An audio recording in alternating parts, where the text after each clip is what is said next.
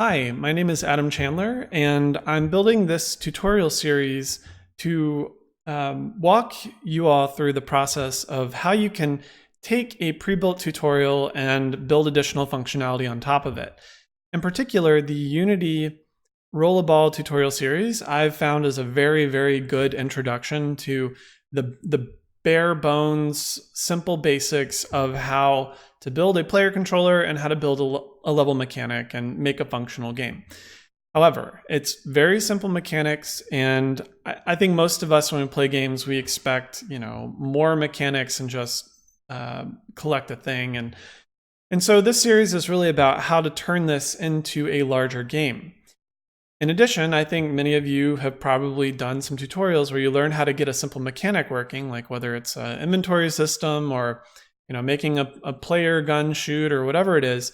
But I wanted to speak more to a better process. So maybe in level design, how do you build a level step by step rather than just here's a fully functional thing with cutscenes and mechanics and sound effects and all that.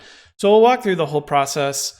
There will be a few steps here where I will turn it back to you and say, hey, rough out this thing how you want to do it. But overall, I'm going to walk you through how to build a few mechanics and how to set up a level and light it.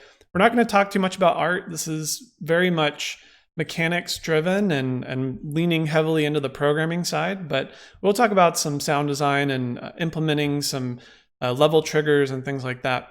So the first thing you'll need to do, though, is if you Google Rollerball Unity, this tutorial series that Unity has provided, this series in the next video is going to start off at the end point of this tutorial series. So you will need to run through this tutorial series first, and this will be all about how to extend that tutorial series into a larger game.